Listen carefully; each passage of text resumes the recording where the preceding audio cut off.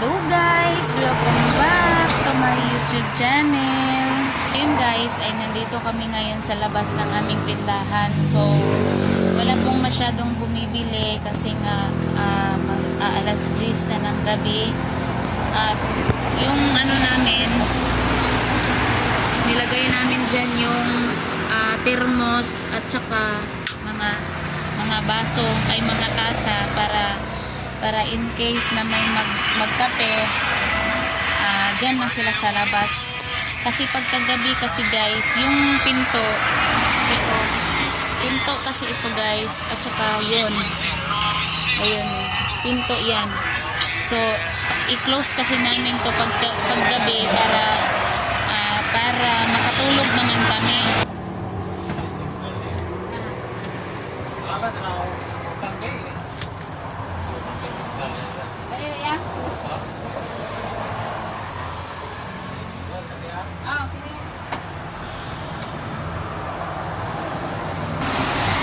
So, ayan guys, akala ko bumili pero yun pala ay nangutang. Pero good to you naman yun siya guys, kaya okay lang sa akin.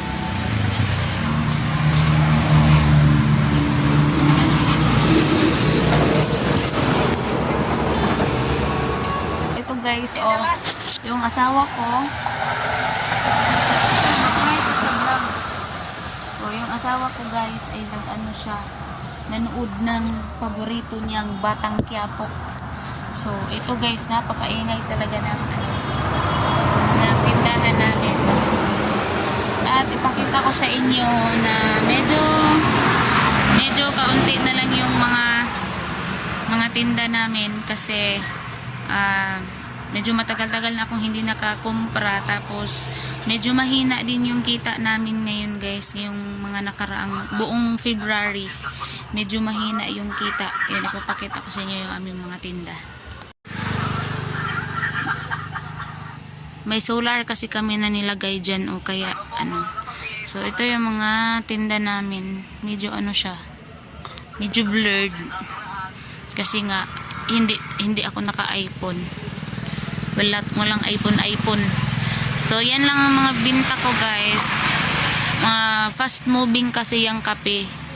Yung mga kape, kaya kung makikita nyo, kadalasan sa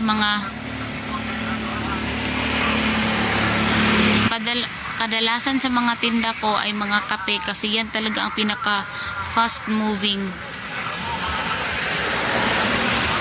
And ito yung pinakamahirap talaga mag-vlog dito kasi sobrang ingay ng mga sasakyan. Kasi kung makikita nyo guys, ayan o, yan.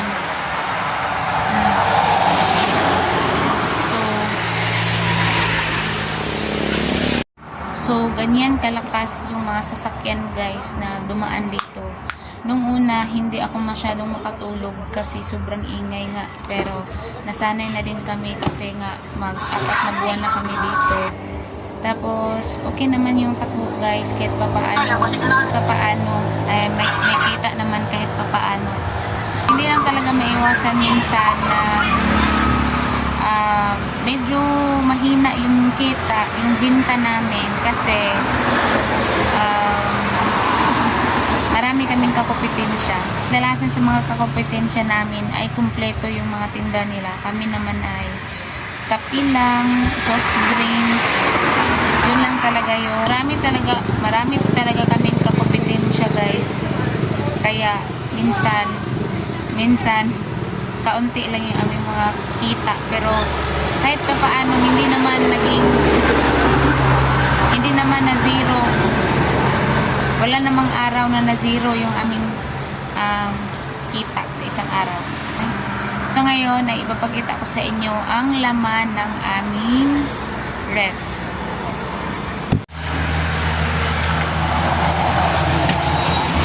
So ito guys ang laman ng aming ref. So kailangan sana namin ng ref na transparent guys, kaso wala kaming budget. Ayan. So ito yung ano namin, personal na ref na sana sa bahay to. Dapat ito ay nilalagyan dapat ito ng ano guys, ng mga gulay.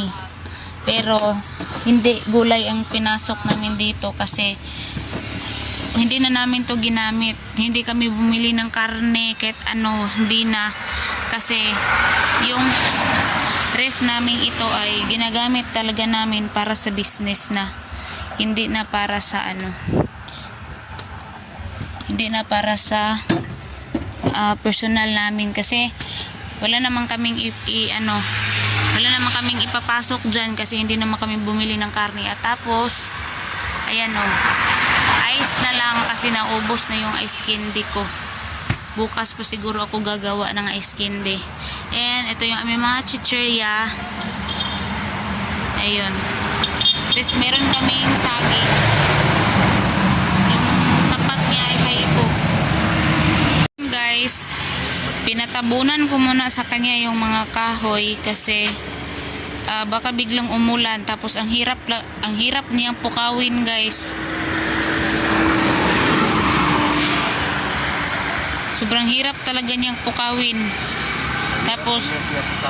Tapos masama pa ang panahon, guys, kaya kailangan tabunan kasi kadalasan sa customer dito ang hinahanap nila yung napakauga na kahoy ba. Dapat uga na uga talaga yung kahoy na mabili ng mga customer. Tapos uga talaga yan kasi nilanda yan ni Papa. Kasi si Papa lang yung nag-deliver niyan. Nilanda talaga niya yan, guys. Kung makikita nyo, guys, no, sobra talagang ingay dito. And napakadaming sasakyan na dumadaan kaya hindi ako marinig. Kaya nga kung mag-update ako sa inyo sa aking vlog ay hindi ako dito sa tindahan kasi sobrang ingay. So yan po ang aking tindahan. Konti lang nahulog na. Konti lang ng aking mga tinda. Pero kahit papaano, guys, ay sa 3 buwan binuhay kami ng tindahan na to kasi dito kami kumukuha ng pambigas at pang-ulam. So ayan lamang muna, guys, for today's video. Maraming salamat sa panonood. Bye!